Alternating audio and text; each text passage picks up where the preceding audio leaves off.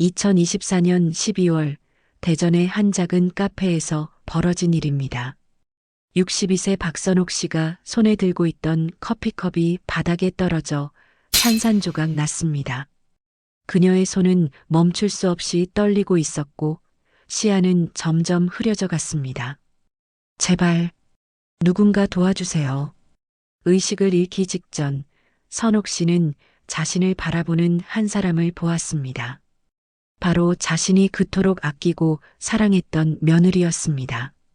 그런데 그 얼굴에는 걱정이나 당황한 기색이 아닌 차가운 미소가 번져 있었습니다. 과연 이 가정에서 무슨 일이 벌어졌던 걸까요? 안녕하세요. 저는 박선옥입니다. 제가 여러분께 들려드릴 이야기는 제 목숨을 앗아갈 뻔했던, 그리고 우리 가족을 완전히 파괴시킬 뻔했던 끔찍한 진실에 관한 것입니다. 지금 이 순간에도 저는 믿기 어렵습니다. 제가 친딸처럼 여기며 10년간 함께 살아온 며느리가 저를 서서히 죽이려 했다는 사실을 말입니다. 그것도 매일같이 정성스럽게 끓여주었던 차 한 잔에 독을 타서 말입니다. 하지만 더욱 소름 끼치는 것은 따로 있었습니다. 제가 이 사실을 알아낸 후 경찰 조사 과정에서 밝혀진 충격적인 진실들이었습니다. 경찰이 며느리 서진이의 휴대폰을 압수수색한 결과 그녀가 인터넷에서 검색한 기록들이 발견되었습니다. 수면제 과다 복용 시 증상, 노인 자연사 위장 방법, 상속 절차 간소화, 시어머니 사망 시 재산 상속 순서, 이런 끔찍한 검색어들이 6개월 전부터 지속적으로 나타나 있었습니다. 더욱 충격적인 것은 서진과 동네 여러 병원을 돌아다니며 수면제를 처방받았다는 사실이었습니다. 불면증이 심해서 잠을 못 잔다며 어병원에서 졸피뎀을, 비의원에서는 로라제팜을, 시클리닉에서는 또 다른 수면제를 처방받았습니다. 심지어 가짜 증상을 호소하며 정신과에서까지 향정신성 의약품을 받아낸 기록이 있었습니다. 의료진들은 서로 다른 병원에서 처방된 약물을 알 수 없었기 때문에 서진이는 아무도 모르게 치명적인 약물들을 수집할 수 있었습니다. 경찰이 압수한 약물만 해도 7종류가 넘었고 이를 모두 합치면 성인 남성도 위험할 수 있는 양이었습니다. 이 정도 양이면 노인분에게는 치명적일 수 있습니다. 국립과학수사연구원의 독성학 전문가는 이렇게 증언했습니다. 제가 6개월간 복용한 약물의 총량을 분석한 결과 제 간과 심장에는 이미 심각한 손상이 진행되고 있었다는 것입니다. 사건이 세상에 알려진 후 대전 지역 언론들은 연일 이 사건을 보도했습니다. 시어머니 독살 미수 사건, 가족 사기극의 전말, 완전 범죄를 꿈꾼 며느리, 이런 제목들로 말입니다. 그런데 언론 보도 과정에서 더욱 놀라운 사실이 밝혀졌습니다. 서진이가 저를 죽이려 한 이유가 단순히 집과 카페만이 아니었다는 것입니다. 서진이는 제 명의로 된 적금 통장과 보험까지 알아내서 제가 죽으면 받을 수 있는 돈을 정확히 계산해 두었던 것입니다. 집과 카페 외에도 제 적금 3천만 원, 생명보험금 5천만 원, 심지어 제가 모르는 사이에 제 명의로 가입한 종신보험까지 총 1억 2천만 원이라는 거액이었습니다. 종신보험은 언제 가입한 거지? 제가 보험회사에 문의했을 때 직원이 말했습니다. 작년 9월에 따님께서 대리 가입하셨는데요. 어머니 건강이 안 좋으시다며 많이 걱정하시더라고요. 바로 제 증상이 시작되기 한 달 전이었습니다. 서진이는 이미 그때부터 모든 것을 계획하고 있었던 것입니다. 경찰 조사 과정에서 서진이의 또 다른 면모가 드러났습니다. 그녀는 평소 동네 사람들에게는 시어머니가 치매기가 있으시다라며 거짓말을 퍼뜨리고 있었던 것입니다. 요즘 어머니가 자꾸 이상한 말씀을 하세요. 없는 일을 있다고 하시고 약 먹는 것도 자꾸 까먹으시고 이런 식으로 미리 제가 정신적으로 문제가 있는 것처럼 소문을 퍼뜨려서 나중에 제가 며느리가 나를 독살하려 한다고 말해도 아무도 믿지 않도록 포석을 깔아둔 것입니다. 실제로 동네 슈퍼 사장님은 이렇게 증언했습니다. 서진 씨가 자주 와서 시어머니 걱정을 많이 하시더라고요. 어머니가 요즘 깜빡깜빡 하신다고 병원에 모시고 가도 진단이 안 나온다고 하시길래 안타까워했는데 만약 제가 조금만 더 늦게 진실을 알았다면 저는 지금 이 자리에 서 있을 수 없었을 겁니다. 그리고 사람들은 가슴 아픈 며느리가 치매에 걸린 시어머니를 끝까지 돌보다가 결국 잃고 말았다며 서진이를 동정했을 것입니다. 하지만 가장 소름 끼치는 것은 따로 있었습니다.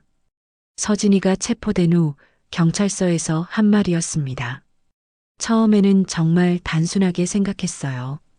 그냥 잠들듯이 돌아가시면 되는 거잖아요. 아무도 의심하지 않을 테고. 그리고 마지막에 덧붙인 말이 저를 오싹하게 만들었습니다. 사실 처음 한두 달은 조금씩만 넣었거든요. 그런데 어머니가 너무 건강하셔서 점점 양을 늘릴 수밖에 없었어요. 10년간 저를 친어머니처럼 모시며 살아온 며느리의 입에서 나온 말이라고는 도저히 믿을 수 없었습니다. 그날 이후 저는 며칠 동안 잠을 이룰 수 없었습니다. 도대체 언제부터 서진이는 저를 죽이려고 마음먹었던 것일까요? 그리고 제가 전혀 눈치채지 못했던 그 6개월 동안 그녀는 어떤 마음으로 저와 마주 앉아 밥을 먹고 이야기를 나누고 함께 웃었던 것일까요? 가장 가까운 사람이 가장 위험한 적이 될 수 있다는 것을 뼈저리게 깨달았습니다. 하지만 더 무서운 것은 아직도 이런 일이 우리 주변 어딘가에서 벌어지고 있을지도 모른다는 사실입니다. 이야기는 2024년 6월로 거슬러 올라갑니다. 그때 저는 정말 행복한 사람이었습니다. 아들 도윤이와 며느리 서진, 그리고 귀여운 손녀 지우와 함께 대전 둔산동에서 작은 카페를 운영하며 평범하지만 소중한 일상을 보내고 있었습니다. 하지만 지금 생각해보면 그 행복 속에는 이미 섬뜩한 조짐들이 숨어 있었습니다. 서진이가 우리 집에 처음 며느리로 들어온 건 2015년이었습니다. 당시 저는 서진이를 정말 좋아했습니다. 예쁘고 착하고 공손한 데다 무엇보다 아들을 진심으로 사랑하는 것 같았거든요. 결혼 준비 과정에서도 서진이는 정말 완벽했습니다. 시댁 어른들에게 세심하게 인사드리고 전통 예법도 미리 배워와서 저를 감동시켰습니다. 어머니, 제가 부족한 게 많지만 잘 부탁드립니다. 처음 만난 날 서진이가 한 말이었습니다. 그런데 지금 돌이켜보면 그때부터 뭔가 이상했던 것 같습니다. 서진이는 지나치게 완벽했거든요. 마치 연기를 하는 것처럼 말입니다. 결혼 후 첫 1년은 정말 달콤했습니다. 서진이는 매일 아침 일찍 일어나서 시어머니인 저를 위해 아침을 차려주고 아들이 출근한 후에는 저와 함께 카페 일을 도와줬습니다. 동네 사람들도 선옥이네 며느리 정말 착하다며 부러워했습니다. 하지만 결혼 2년 차부터 서진이에게서 미묘한 변화가 시작되었습니다. 어머니, 카페 일이 너무 힘드시지 않으세요? 요즘 젊은 사람들은 인스턴트 커피나 프랜차이즈를 더 좋아하는데. 처음에는 걱정하는 말인 줄 알았습니다. 하지만 이런 말들이 점점 자주 나오기 시작했습니다. 어머니, 이 동네는 앞으로 재개발될 예정이라던데요. 미리 다른 곳으로 이사하는 게 어떨까요? 카페보다는 건물을 임대 주는 게 훨씬 수익이 좋을 것 같은데요. 저는 당시에는 며느리가 저희 가정의 미래를 걱정해 주는 줄 알았습니다. 하지만 지금 생각해보면 서진이는 이미 그때부터 제 재산을 탐내고 있었던 것 같습니다. 결혼 3년째 되던 해 손녀 지우가 태어났습니다. 저는 정말 기뻤습니다. 하지만 서진이의 태도는 더욱 이상해졌습니다. 어머니, 지우 육아용품 사는데 돈이 많이 들어요. 카페 수익으로는 부족할 것 같아서. 어머니, 지우 교육비 때문에 걱정이에요. 좋은 사립 유치원에 보내려면. 항상 돈 이야기였습니다. 그리고 은연중에 제가 가진 재산에 대해 자주 물어보기 시작했습니다. 어머니, 혹시 적금이나 보험 같은 것도 있으시죠?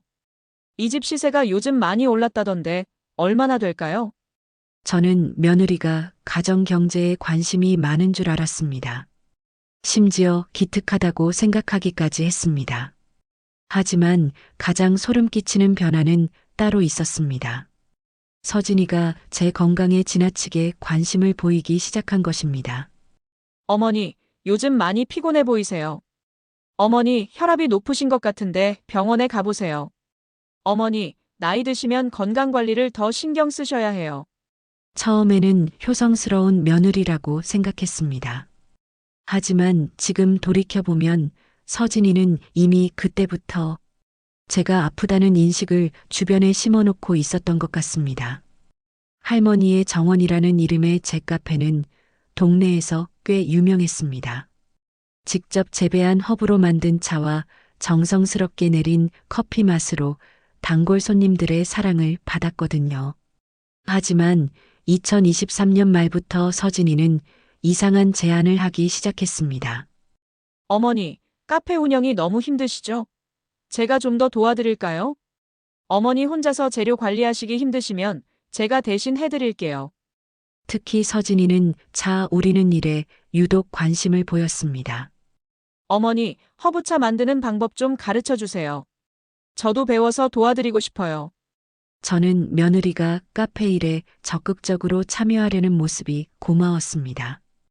그래서 허브 종류와 비율, 우리는 방법까지 자세히 알려줬습니다. 지금 생각해보면 그때가 바로 서진이가 본격적인 계획을 세우기 시작한 시점이었던 것 같습니다. 2024년 초부터 서진이는 더욱 이상한 행동을 보이기 시작했습니다. 제가 없는 사이에 몰래 제 서류들을 뒤지는 것을 손녀 지우가 목격한 적도 있었습니다. 할머니, 엄마가 할머니 방에서 종이들을 보고 있었어요. 무슨 종이? 은행에서 온 편지 같은 거요. 저는 당시에는 별로 신경 쓰지 않았습니다. 며느리가 집안 살림을 도와주는 것이라고 생각했거든요. 하지만 더욱 기묘한 일이 계속 발생했습니다. 제가 평소 사용하지 않던 도장이 서류 위에 찍혀 있는 것을 발견한 것입니다. 서진아, 이거 언제 도장 찍은 거니? 어머니께서 깜빡하고 안 찍으신 것 같아서 제가 대신 찍어드렸어요. 은행 업무 처리하는 거였는데. 저는 그때도 의심하지 않았습니다. 하지만 지금 생각해보면 서진이는 이미 그때부터 제 명의로 각종 서류에 사인하고 도장을 찍고 있었던 것입니다. 나중에 제가 죽으면 상속 절차를 간단하게 하기 위해서 말입니다. 그리고 2024년 2월 결정적인 사건이 일어났습니다. 서진이가 갑자기 제게 건강검진을 받자고 제안한 것입니다. 어머니, 나이도 드시고 하니까 종합검진 한번 받아보세요. 요즘 조기 발견이 중요하다잖아요. 저는 건강에 자신이 있었지만 며느리의 정성을 생각해서 검진을 받았습니다. 다행히 모든 검사 결과가 정상으로 나왔습니다. 하지만 그때 서진이의 반응이 이상했습니다. 검진 결과가 좋다고 했을 때 서진이는 기뻐하기보다는 오히려 당황하는 것 같았습니다. 정말 모든 게 정상이에요? 응, 의사 선생님이 60대 치고는 정말 건강하다고 하시더라. 그때 서진이의 표정을 저는 평생 잊을 수 없을 것입니다. 마치 계획에 차질이 생긴 것처럼 당황하는 얼굴이었습니다. 지금 돌이켜보면 서진이는 이미 그때부터 제가 건강하지 않다는 증거를 만들고 싶어 했던 것 같습니다. 나중에 제가 갑자기 죽어도 의심받지 않도록 말입니다. 그리고 2024년 3월 제 악몽이 시작되었습니다. 하지만 그때까지만 해도 저는 그것이 며느리의 사랑이라고 믿고 있었습니다. 10년간 함께 산 며느리가 저를 죽이려 한다는 것은 상상조차 할 수 없는 일이었으니까요. 2024년 10월 3일, 제 인생에서 가장 끔찍한 악몽이 시작된 날입니다. 그날 오후 카페에서 평소처럼 커피를 내리고 있는데 갑자기 세상이 빙글빙글 돌기 시작했습니다. 손에 들고 있던 커피포트가 바닥에 떨어져 뜨거운 물이 사방으로 튀었습니다. 저는 벽에 손을 짚고 간신히 버텼지만 시야는 점점 흐려져 갔습니다. 다리에 힘이 빠지면서 주저앉을 것 같았습니다. 그 순간 단골 손님이었던 김 사모님이 깜짝 놀라며 달려왔습니다. 사장님, 괜찮으세요? 얼굴이 새하얗게 됐어요. 괜찮습니다. 잠깐 어지러워서. 하지만 전혀 괜찮지 않았습니다. 마치 누군가 제 의식을 강제로 빼앗아가는 것 같았습니다. 119 불러야겠어요. 아니에요, 괜찮아요. 조금 쉬면 될 것 같아요. 다행히 10분 정도 지나자 증상이 가라앉았습니다. 하지만 그때까지만 해도 이것이 시작에 불과하다는 것을 몰랐습니다. 며칠 후부터는 더 이상한 증상들이 나타나기 시작했습니다. 평소 익숙하게 하던 카페 일인데도 집중이 안 되고 손님의 주문을 받고도 금세 까먹었습니다. 손님이 아메리카노 하나요라고 했는데 5분 후에 뭘 주문하셨더라? 고 다시 물어보는 일이 반복되었습니다. 사장님, 괜찮으세요? 요즘 자주 깜빡하시는 것 같은데. 단골 손님인 김 사모님이 걱정스럽게 물었습니다. 그때 서진이가 재빨리 끼어들었습니다. 죄송해요. 어머니가 요즘 몸이 안 좋으셔서 스트레스가 많으신가 봐요. 저는 그때 서진이가 저를 감싸주는 줄 알았습니다. 하지만 지금 생각해보면 그녀는 이미 그때부터 제가 정신적으로 문제가 있다는 인식을 주변에 심어놓고 있었던 것입니다. 10월 말이 되자 증상은 더욱 심해졌습니다. 밤에 잠을 자려고 누우면 가슴이 두근두근 뛰고 온몸에 식은 땀이 나면서 잠들 수가 없었습니다. 그런데 이상한 것은 낮에는 반대로 극도로 졸렸다는 점입니다. 마치 누군가 저에게 강제로 잠을 재우려는 것 같았습니다. 어머니, 정말 병원에 가보셔야 할 것 같아요. 서진이는 걱정스러운 표정으로 말했습니다. 그래서 대전의 큰 대학병원에 갔습니다. 혈액검사, 소변검사, 심전도, CT, MRI, 온갖 검사를 다 해봤습니다. 하지만 결과는 정상이었습니다. 특별한 이상은 없으시네요. 혈압도 정상이고 심장도 괜찮고 혹시 스트레스를 많이 받으시나요? 아니요, 특별히 스트레스 받을 일은 없는데. 그러면 갱년기 증상일 가능성이 높습니다. 나이가 드시면서 나타나는 자연스러운 현상이에요. 의사의 말을 듣고 안심했지만 증상은 전혀 나아지지 않았습니다. 오히려 더 심해졌습니다. 11월 들어서는 정말 심각한 증상들이 나타나기 시작했습니다. 카페 일을 하다가 갑자기 구토를 하거나 말을 하다가 갑자기 혀가 꼬여서 발음이 안 되는 일이 생겼습니다. 심지어 화장실에 가려고 일어났는데 다리에 힘이 없어서 주저앉은 적도 있었습니다. 어머니, 괜찮으세요? 서진이는 항상 제 곁에 있으면서 저를 부축해줬습니다. 동네 사람들은 저런 착한 며느리가 어디 있냐며 서진이를 칭찬했습니다. 하지만 저는 점점 무서워졌습니다. 도대체 제 몸에 무슨 일이 일어나고 있는 걸까요? 그럴 때마다 서진이는 더욱 자상하게 저를 돌봐줬습니다. 어머니, 제가 특별한 차를 하나 끓여드릴게요. 친정어머니가 몸이 안 좋을 때 마시면 좋다고 하신 허브차예요. 그때부터 서진이는 매일 저에게 특별한 허브차를 끓여줬습니다. 연한 갈색 빛깔의 달콤하면서도 약간 쓴맛이 나는 독특한 향의 차였습니다. 이거 마시시면 몸이 한결 편안해지실 거예요. 정말 신기했습니다. 그 차를 마시면 30분 정도 후에 몸이 나른해지면서 편안해지는 느낌이 들었거든요. 하루 종일 괴로웠던 증상들이 잠시나마 가라앉는 것 같았습니다. 어머니, 오늘은 좀 어떠세요? 응, 내가 끓여준 차 마시고 나니까 좀 편해진 것 같아. 서진이는 흐뭇한 표정으로 고개를 끄덕였습니다. 그래서 저는 매일 밤 서진이가 끓여주는 차를 마시며 잠들었습니다. 하지만 이상한 것은 그 차를 마신 다음 날이면 더욱 컨디션이 안 좋아진다는 점이었습니다. 몸은 더 무겁고 머리는 더 멍했습니다. 마치 제 몸이 그 차에 의존하게 되는 것 같았습니다. 오늘은 자기 전에 차 안 마실래? 한 번은 제가 이렇게 얘기했습니다. 안 돼요. 어머니 몸에 좋은 건데 왜 안 드시려고 하세요? 서진이는 평소와 달리 강하게 반발했습니다. 그 모습이 너무 이상해서 저는 깜짝 놀랐습니다. 아니야, 그냥 오늘은 배가 불러서. 그래도 조금이라도 드셔야 해요. 제가 정말 정성껏 끓인 건데. 결국 저는 그 차를 마실 수밖에 없었습니다. 그런데 그날 밤 차를 마시고 30분 후에 갑자기 호흡이 곤란해지기 시작했습니다. 가슴이 답답하고 심장이 불규칙하게 뛰었습니다. 서진아, 서진아. 저는 며느리를 불렀습니다. 서진이는 놀란 척하며 달려왔습니다. 어머니, 왜 그러세요? 가슴이 너무 답답해. 어머니, 진정하세요. 제가 119 불러드릴게요. 하지만 신기하게도 10분 정도 지나자 증상이 사라졌습니다. 마치 제가 꾸민 것처럼 말이죠.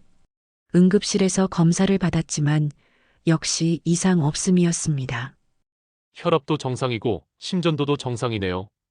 공황장애일 가능성이 있어요. 그날 이후 서진이는 동네 사람들에게 이렇게 말하고 다녔습니다. 어머니가 요즘 공황장애가 있으셔서 갑자기 숨이 안 쉬어진다고 하시고 가슴이 답답하다고 하시고 심지어 제 앞에서도 이런 말을 했습니다. 어머니 스트레스가 많으시니까 정신과 상담도 받아보시는 게 어떨까요? 정신과 네, 요즘은 노인분들도 우울증이나 불안장애가 많다잖아요. 저는 기가 막혔습니다. 제가 정신병자라는 뜻인가요? 하지만 더 무서운 것은 제 증상이 점점 더 심해진다는 것이었습니다. 12월이 되자 하루에도 몇 번씩 의식이 흐려지는 일이 생겼습니다. 카페에서 손님과 이야기하다가 갑자기 말이 안 나오거나 간단한 계산도 할 수 없게 되었습니다. 할머니, 2,000원짜리 커피인데 왜 계산기로 계산해요? 손녀 지우가 의아해했습니다. 아, 할머니가 요즘 머리가 좀 아파서. 그때 서진이가 나타나서 지우를 다른 곳으로 데려갔습니다. 지우야, 할머니 지금 많이 아프시니까 조용히 해야 해. 저는 그때까지도 제가 정말 병에 걸린 줄 알았습니다. 하지만 이제는 모든 것이 서진이의 계획이었다는 것을 알고 있습니다.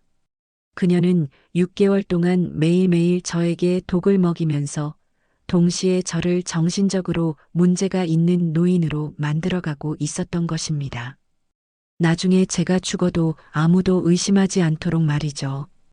1월 15일 제 인생을 구원해준 첫 번째 경고가 들려왔습니다.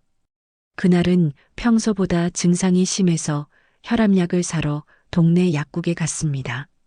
걸어가는 것조차 힘들어서 택시를 타야 했을 정도였습니다.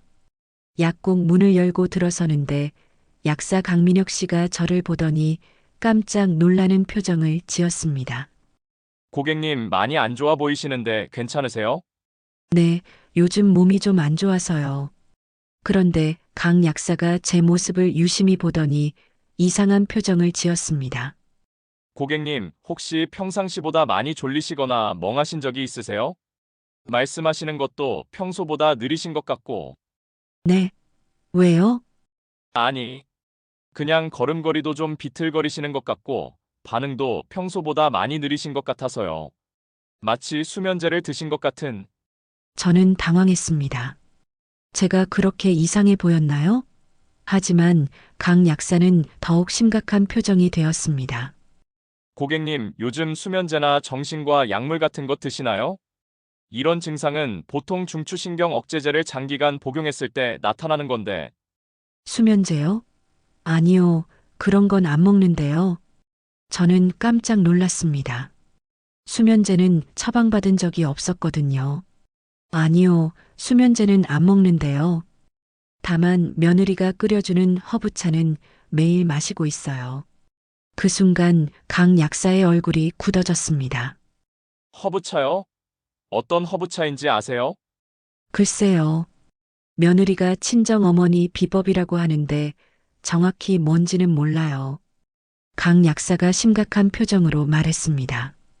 고객님이 드시는 혈압약과 수면제 계열 약물을 같이 복용하면 매우 위험할 수 있어요.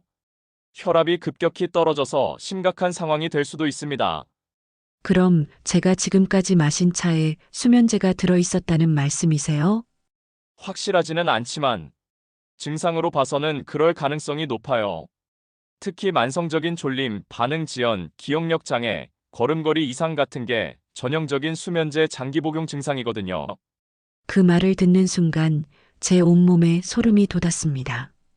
하지만 아직도 믿을 수 없었습니다. 며느리가 저에게 수면제를 그럴 리가 없다고 생각했습니다.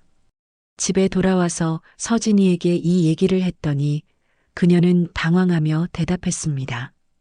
어머니, 그럴 리가 없어요. 제가 끓여드리는 건 그냥 허브차예요. 카모마일이랑 라벤더 같은. 하지만 서진이의 표정이 평소와 달랐습니다. 뭔가 당황하고 있는 것 같았어요. 혹시 약사 선생님이 잘못 말씀하신 거 아니에요?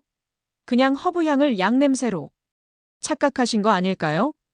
그 말도 일리가 있다고 생각했습니다. 하지만 제 마음 한구석에는 의심의 씨앗이 심어졌습니다. 그로부터 일주일 후 두 번째 경고가 예상치 못한 곳에서 왔습니다. 바로 10살 손녀 지우의 입에서였습니다. 2025년 1월 22일 저녁 지우가 숙제를 하다가 저에게 조심스럽게 물었습니다. 할머니, 엄마가 할머니 차에 하얀 가루 넣는 거 봤는데, 그게 뭐예요?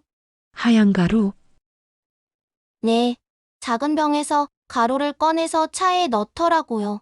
제 심장이 쿵쾅거리기 시작했습니다. 지우야, 언제 봤어? 어젯밤에 화장실 가려고 나왔는데, 엄마가 부엌에서 할머니 차 만들고 있더라고요.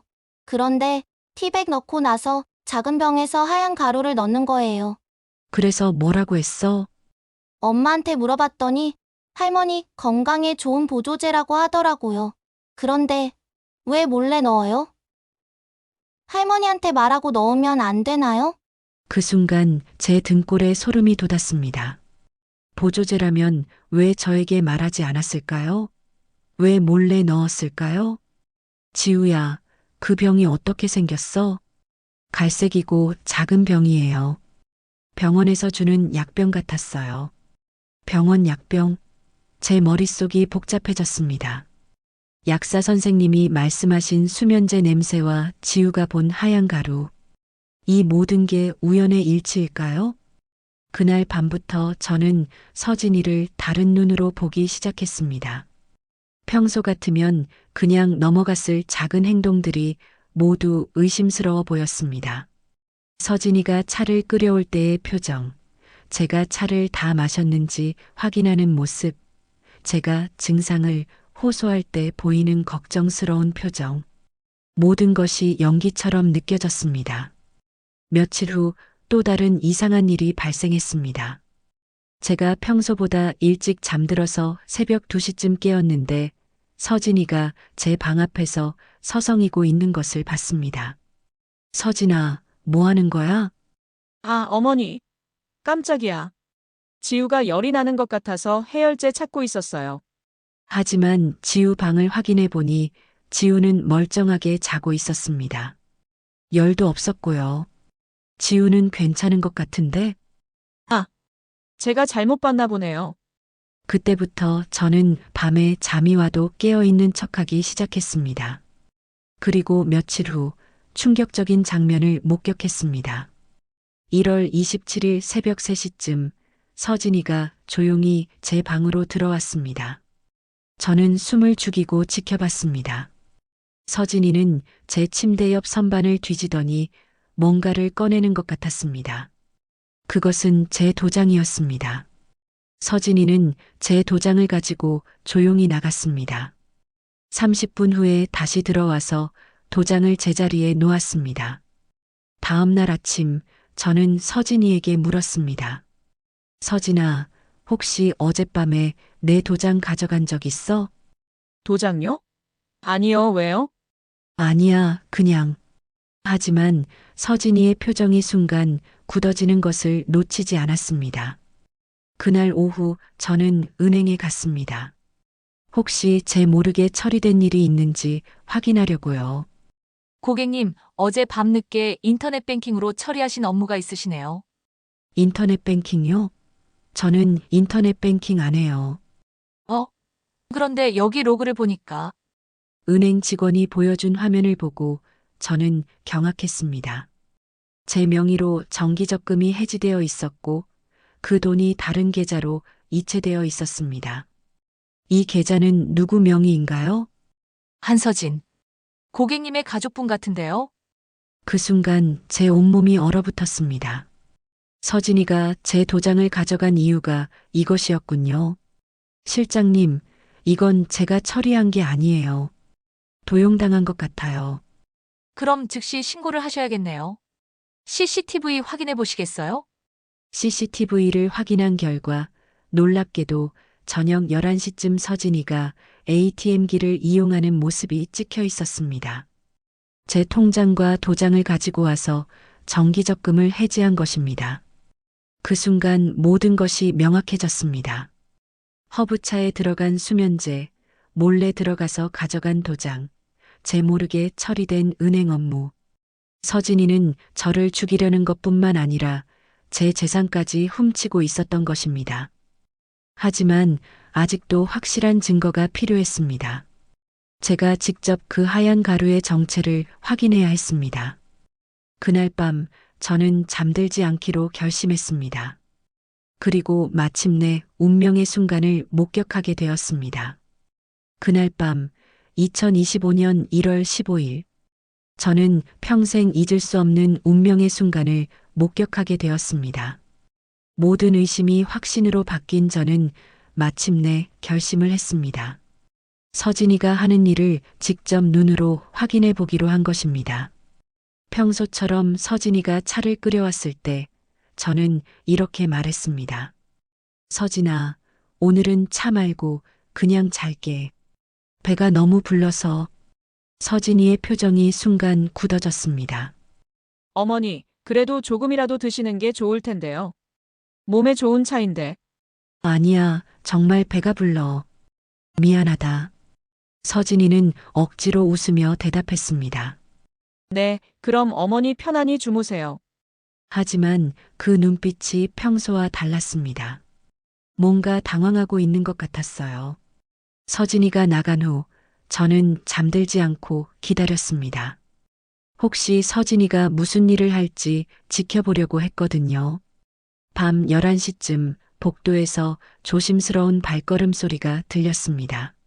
서진이가 제 방문 앞에서 몇 분간 서성이더니 주방으로 갔습니다. 저는 조용히 일어나서 복도 끝으로 가서 주방을 내려다봤습니다. 그리고 충격적인 장면을 목격했습니다. 서진이는 허브차를 우기고 있었습니다. 제가 마시지 않았는데도 말입니다. 그리고 찬장 깊숙한 곳에서 작은 갈색 병을 꺼내더니 그 안에 하얀 가루를 차에 넣었습니다. 그러고는 혼자서 중얼거렸습니다. 내일 아침에 이걸 마시게 해야지. 오늘 안 마셨으니까 내일은 더 많이 넣어야겠어. 저는 온몸에 소름이 돋았습니다. 서진이는 제가 차를 마시지 않은 것을 알고 다음 날을 위해 미리 준비하고 있었던 것입니다. 더 충격적인 것은 서진이가 계속 혼자 말하는 것을 들었기 때문입니다. 이제 얼마 안 남았어. 조금만 더 참자. 어머니가 자꾸 의심하는 것 같긴 한데. 그래도 아직은 모르시는 것 같고. 그때 서진이가 갑자기 돌아서는 바람에 저는 급히 제 방으로 돌아갔습니다. 15분 후 서진이가 제 방으로 왔습니다. 제가 깊이 잠들었는지 확인하려는 것 같았습니다. 어머니, 저는 숨을 고르며 깊이 잠든 척했습니다. 서진이는 제 베개 옆에 앉더니 조용히 말했습니다. 어머니, 내일은 꼭 차를 마셔주세요. 안 그러면 그 말이 끝나지도 않았는데 서진이는 갑자기 제 침대 옆 서랍을 열어보기 시작했습니다. 뭔가를 찾고 있는 것 같았어요. 그리고 제 도장과 통장을 꺼내더니 가방에 넣었습니다. 내일이면 모든 게 끝날 거야. 서진이의 목소리는 평소와 완전히 달랐습니다. 차갑고 무서웠어요. 서진이가 나간 후 저는 더 이상 참을 수 없었습니다. 바로 휴대폰을 꺼내서 아들 도윤이에게 전화를 걸었습니다. 도윤아, 지금 당장 집에 와. 급한 일이 생겼어. 엄마, 무슨 일이세요? 지금 새벽 12시인데. 지금 당장 와. 그리고 경찰도 같이 데려와. 엄마, 대체 무슨... 내 아내가 나를 죽이려고 해. 지금 이 순간에도 전화기 너머로 도윤이의 당황하는 소리가 들렸습니다. 엄마, 그런 말씀 마세요. 서진이가 왜... 도윤아, 엄마 말 믿어. 지금 당장 와. 30분 후 도윤이가 경찰과 함께 집에 왔습니다. 서진이는 깜짝 놀라며 나왔습니다. 여보, 왜 이렇게 늦은 시간에? 그리고 경찰관님은 왜? 서진아. 저는 주방에서 가져온 갈색병을 내밀었습니다. 이게 뭐야? 서진이의 얼굴이 창백해졌습니다. 그건 졸피뎀이야. 수면제. 내가 6개월 동안 내 차에 넣었던 거. 경찰관이 병을 받아보더니 심각한 표정을 지었습니다. 이건 처방전이 필요한 향정신성 의약품인데 누구 명의로 처방받은 건가요? 한서진. 제 이름이에요. 서진이는 더 이상 변명할 수 없다는 것을 깨달았는지 고개를 떨구었습니다. 한서진 씨, 이 약을 어떻게 사용하셨는지 설명해 주시겠어요? 저는 불면증이 있어서 그런데 왜 시어머니 차에 넣으셨나요? 그 순간 서진이가 갑자기 울음을 터뜨렸습니다. 죄송해요. 정말 죄송해요. 처음에는 그냥 사과하는 줄 알았습니다. 하지만 서진이가 계속한 말은 충격적이었습니다. 어머니가 너무 힘드셔서 편안히 가시게 해드리고 싶었어요. 뭐라고? 도윤이가 소리쳤습니다. 어머니한테 무슨 짓을 한 거야? 서진이는 마침내 모든 것을 자백했습니다. 하지만 그 내용은 상상을 초월했습니다. 처음에는 정말 단순하게 생각했어요. 어머니가 연세도 많으시고 자연스럽게 돌아가시면 좋겠다고. 경찰관이 물었습니다.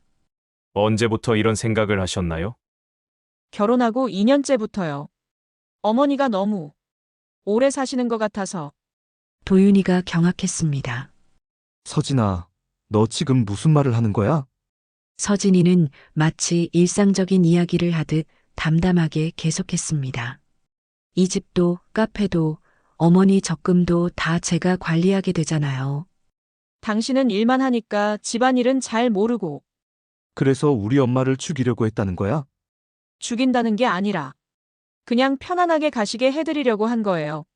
수면제 먹고 잠들듯이 가시면 고통도 없을 테고. 저는 듣고 있을 수가 없었습니다. 서진아, 넌 10년 동안 우리 가족이었잖아. 내가 너를 친딸처럼 여겼는데. 서진이가 처음으로 짜증을 내며 말했습니다. 친딸처럼이요? 어머니는 저한테 항상 이것저것 간섭하시고 카페 일도 마음대로 못하게 하시고 저는 그냥 가정부 같았어요. 뭐라고? 그리고 당신도 항상 어머니 편만 들었잖아. 엄마가 하자는 대로 하자. 엄마 말씀이 맞다. 저는 언제까지 어머니 눈치만 봐야 해요? 경찰관이 구체적인 범행 과정을 물었습니다. 정확히 언제부터 수면제를 넣기 시작했나요? 작년 9월부터요. 처음에는 정말 조금씩만 넣었어요. 그런데 어머니가 너무 건강하셔서 얼마나 넣었습니까? 처음엔 반 알씩 갈아서 넣었는데 효과가 없어서 한 알, 두 알. 나중에는 하루에 세 알씩 넣었어요. 의료진도 깜짝 놀랄 양이었습니다. 그럼 의도적으로 양을 늘린 건가요? 네. 어머니가 자꾸 멀쩡하셔서 좀 더 확실하게 하려고. 도윤이가 분노로 떨리는 목소리로 물었습니다. 그럼 엄마가 응급실에 간 것도 네가 한 짓이야? 그날은 좀 많이 넣었나 봐요. 평소에 4배 정도 넣었거든요. 미쳤구나. 정말 미쳤어. 서진이는 오히려 당당하게 대답했습니다. 미친 게 아니에요. 계획적으로 한 거예요. 어머니 명의로 종신보험도 가입했고 적금도 제 계좌로 옮겨놨어요. 언제부터? 6개월 전부터요. 어머니 도장 가지고 은행 업무 다 처리했어요. 어머니가 돌아가시면 바로 상속받을 수 있게. 경찰관이 물었습니다. 총 얼마 정도 되나요? 집이랑 카페 합쳐서 3억, 적금 3천만 원, 보험금 5천만 원. 총 3억 8천만 원 정도요. 서진이는 마치 자랑하듯 정확한 액수까지 말했습니다. 저는 기가 막혔습니다. 서진아, 그럼 너는 돈 때문에 날 죽이려고 한 거야? 돈만이 아니에요. 자유롭게 살고 싶었어요. 어머니 눈치 안 보고 제가 하고 싶은 대로. 그럼 지우는? 내 딸은 생각 안 했어? 서진이의 표정이 차가워졌습니다. 지우는 아직 어려서 금방 잊을 거예요.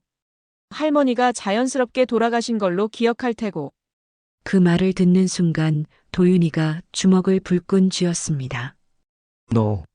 너는 정말 사람이 아니야. 사람이 아니라뇨? 저는 그냥 현실적으로 생각한 거예요. 어머니는 어차피 언젠가 돌아가실 텐데 조금 빨리 가시면 안 되나요? 경찰관이 마지막으로 물었습니다. 혹시 후회하지 않으세요? 서진이는 잠시 생각하더니 대답했습니다. 후회요? 잡힌 게 후회되죠. 좀 더 조심스럽게 할 걸 그랬어요. 그 순간 저는 소름이 돋았습니다. 서진이에게는 죄책감이나 후회가 전혀 없었습니다. 오직 계획이 실패한 것만 아쉬워하고 있었던 것입니다. 서진이는 그 자리에서 체포되었습니다. 6개월간의 악몽이 마침내 끝난 순간이었습니다. 그날 밤 저는 처음으로 편안히 잠들 수 있었습니다. 더 이상 매일 밤 독이 든 차를 마실 필요가 없었으니까요. 서진이가 체포되고 난 후의 일들은 마치 악몽에서 깨어나는 것 같았습니다. 하지만 진짜 충격은 그 다음부터였습니다. 경찰 수사가 본격적으로 시작되면서 서진이의 진짜 모습이 하나씩 드러나기 시작했습니다. 그리고 그 모든 것이 상상을 초월했습니다. 수사 과정에서 밝혀진 첫 번째 충격적 사실은 서진이가 무려 7개의 다른 병원을 돌아다니며 수면제를 처방받았다는 것이었습니다. 각각 다른 증상을 호소하며 의사들을 속였습니다.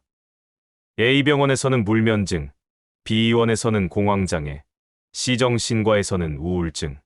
담당 수사관의 설명을 들으며 저는 소름이 돋았습니다. 서진이는 정말 치밀하게 계획했던 것입니다. 더욱 충격적인 것은 서진이의 휴대폰에서 발견된 메모들이었습니다. 2024년 9월 0.5알 시작. 효과 미미. 2024년 10월 한 알로 증량. 어지럼증 시작됨. 2024년 11월 1.5알. 기억력 저하 확인. 2024년 12월 2알. 응급실 이송. 너무 많았나? 2025년 1월 2.5알로 재조정. 마지막 단계 준비.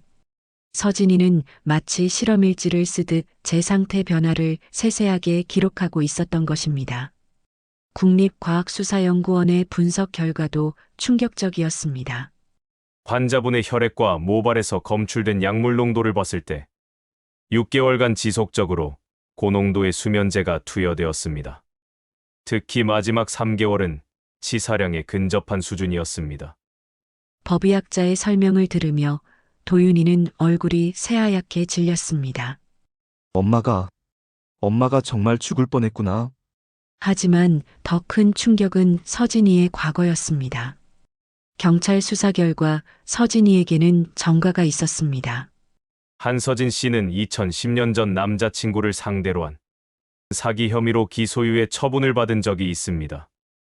당시에도 연인 관계를 이용해 금전적 이득을 취했었죠. 저는 그제야 깨달았습니다. 서진이는 처음부터 우리 가족을 노리고 접근했던 것입니다. 더욱 경악스러운 것은 서진이가 다른 가족들에게도 접근했었다는 사실이었습니다. 수사 과정에서 확인된 바로는 한서진 씨는 결혼 전 다른 두 집안과도 선을 봤었습니다. 모두 재산이 있는 집안이었고 특히 노부모가 있는 가정들이었습니다. 수사관의 말에 도윤이는 완전히 절망했습니다. 그럼 처음부터 계획된 일이었다는 거예요? 그럴 가능성이 높습니다. 특히 결혼 후 2년 만에 시어머니 명의로 생명보험을 가입한 것을 보면 재판이 시작되었을 때 서진이의 모습은 완전히 달라져 있었습니다. 체포 당시의 당당함은 온데간데 없고 초라한 죄수복을 입고 고개를 숙이고 있었습니다. 하지만 저는 속지 않았습니다. 서진이는 여전히 연기하고 있었거든요. 피고인은 마지막으로 할 말이 있습니까? 판사의 질문에 서진이는 눈물을 흘리며 일어났습니다. 죄송합니다. 정말 죄송합니다. 제가 정신이 나갔었나 봅니다. 시어머니께 정말 죄송하고. 하지만 그 눈물도 그 사과도 모두 가짜였습니다. 왜냐하면 재판이 끝나고 나가는 길에 서진이가 제게 한 말 때문입니다. 어머니, 제가 실수한 건 너무 급하게 한 거예요. 좀 더 천천히 했으면 아무도 눈치채지 못했을 텐데. 그 말을 듣는 순간 저는 온몸이 떨렸습니다. 서진이는 마지막까지도 후회하지 않고 있었던 것입니다. 판결은 징역 12년이었습니다. 피고인은 6개월에 걸쳐 계획적이고 지속적으로 시어머니에게 수면제를 투여하여 살인을 시도했으며 동시에 재산을 가로채려 한 중대한 범죄를 저질렀습니다. 판사는 이어서 말했습니다. 특히 가족 관계를 악용한 점, 피해자가 고령이라는 점을 이용한 점, 그리고 범행 후에도 전혀 반성하지 않는 점을 고려하여 중형을 선고합니다. 또한 살인미수죄와 함께 사기죄, 문서위조죄도 병합하여 징역 12년에 처합니다. 재판이 끝난 후 저는 도윤이와 함께 집으로 돌아왔습니다. 그런데 10살 손녀 지우가 저에게 와서 물었습니다. 할머니, 엄마는 언제 집에 와요? 저는 어떻게 대답해야 할지 몰랐습니다. 어떻게 10살 아이에게 엄마가 할머니를 죽이려 했다고 말할 수 있겠습니까? 지우야, 엄마는 잘못을 해서 한동안 돌아올 수 없어. 무슨 잘못이요? 할머니한테 나쁜 일을 했어. 지우는 이해할 수 없다는 표정을 지었습니다. 엄마가 할머니한테 나쁜 일을 했다고요? 엄마는 항상 할머니 차도 끓여드리고 잘해드렸는데. 그 말을 듣는 순간 저는 눈물이 났습니다. 지우는 아직도 엄마가 할머니를 사랑했다고 믿고 있었던 것입니다. 도윤이는 그 후로 몇 주 동안 말을 거의 하지 않았습니다. 자신이 10년간 사랑했던 아내가 자신의 어머니를 죽이려 했다는 사실을 받아들이기 어려웠던 것 같습니다. 엄마, 제가 정말 바보였어요. 서진이가 그런 사람인 줄 몰랐어요. 도윤아, 내 잘못이 아니야. 서진이가 너무 교묘하게 속인 거야. 하지만 엄마가 몸이 안 좋다고 하실 때 더 관심을 가져야 했는데 제가 너무 무관심했어요. 도윤이는 자신을 자책했습니다. 지금은 모든 것이 안정되었습니다. 저는 건강을 회복했고 카페 할머니의 정원도 다시 운영하고 있습니다. 도윤이는 지우와 함께 새로운 시작을 하고 있고요. 하지만 가끔 밤에 잠들기 전이면 여전히 무섭습니다. 10년간 함께 살면서 전혀 의심하지 못했던 며느리가 저를 죽이려 했다는 사실이 아직도 믿기지 않거든요. 이 사건을 통해 깨달은 것은 우리 주변에는 생각보다 많은 도움의 손길이 있다는 것입니다. 동네 약사 강민혁 선생님처럼 전문 지식으로 위험을 알려주시는 분들, 그리고 손녀 지우처럼 작은 변화도 놓치지 않고 알려주는 가족들이 있었기에 제가 살아날 수 있었습니다. 그리고 무엇보다 중요한 것은 내 몸의 변화를 무시하지 말라는 것입니다. 나이가 들어서 그런가 보다, 스트레스 때문이겠지. 이렇게 넘어가지 말고 정확한 검사와 진단을 받아야 합니다. 특히 갑작스러운 변화나 설명되지 않는 증상이 지속된다면 반드시 의료진과 상담해야 합니다. 또한 전문가들의 조언을 귀담아 들어야 합니다. 저처럼 약사 선생님이 위험성을 경고해 주신다면 그냥 넘어가지 말고 진지하게 받아들여야 합니다. 가장 중요한 교훈은 포기하지 않는 것입니다. 여러 번 병원을 가도 원인을 찾지 못하더라도, 주변에서 이해해주지 않더라도 내가 느끼는 이상 증상이 실제라면 끝까지 원인을 찾으려 노력해야 합니다. 그리고 혹시 주변에 이런 어려움을 겪는 분이 있다면 나이가 들어서 그런 거 아니야? 스트레스성일 거야 라고 쉽게 단정하지 말고 함께 고민해 주시기 바랍니다. 지금도 전국 어딘가에서는 비슷한 일이 벌어지고 있을지 모릅니다.